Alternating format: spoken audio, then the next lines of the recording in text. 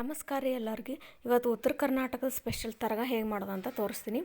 1 ಕಪ್ಪು ಮೈದಾ ಹಿಟ್ಟು, 1 ಕಪ್ಪು ಗೋಧಿ ಹಿಟ್ಟನ್ನು ತೊಗೊಂಡು 2 ಚಮಚೆ ಆಗುವಷ್ಟು ಬಾಂಬೆ ರವನ್ನು ಸೇರಿಸ್ಕೋಬೇಕು. ಇದಕ್ಕೆ ಸ್ವಲ್ಪ 2 ಸ್ಪೂನ್ ಆಗುವಷ್ಟು ಬಿಳಿ ಎಳ್ಳನ್ನ ತೊಗೊಂಡಿದ್ದೀನಿ ನಾನು. ಇದಕ್ಕೆ ಸ್ವಲ್ಪ ಅರಿಶಿನ ಪುಡಿ ಹಾಕೋಬೇಕು ಮತ್ತು ಅಜ್ವಾನ ಈ ಥರ ಕೈಲೇ ತಿಕ್ಕಿ ಹಾಕೋಬೇಕು, ಅಂದರೆ ಫ್ಲೇವರ್ ಬಿಡುತ್ತೆ ಅದು, ಅದಕ್ಕೋಸ್ಕರ. ಮತ್ತು ನಿಮ್ಮ ಖಾರಕ್ಕೆ ಎಷ್ಟು ಬೇಕೋ ಅಷ್ಟು ಹಸಿ ಖಾರನ ಹಾಕೋಬೇಕು. ಇದನ್ನು ಒಂದು ಸಲ ನಿಮ್ಗೆ ತೋರಿಸ್ತೀನಿ ನಾನು. ರುಚಿಗೆ ತಕ್ಕಷ್ಟು ಉಪ್ಪು ಹಾಕಿ ಅದಕ್ಕೆ ಕಾದಿರೋ ಎಣ್ಣೆನ ಹಾಕಿ ಚೆನ್ನಾಗಿ ಮಿಕ್ಸ್ ಮಾಡ್ಕೋಬೇಕು. ಈ ಥರ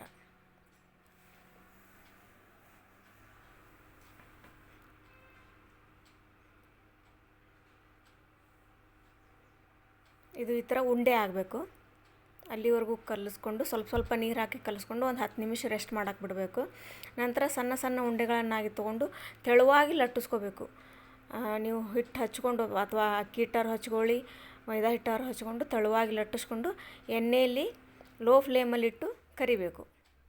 ಎರಡೂ ಕಡೆಯೂ ಅದು ಸ್ವಲ್ಪ ಗೋಲ್ಡನ್ ಕಲರ್ ಬರೋವರೆಗೂ ಕರಿಬೇಕು. ಈ ಥರ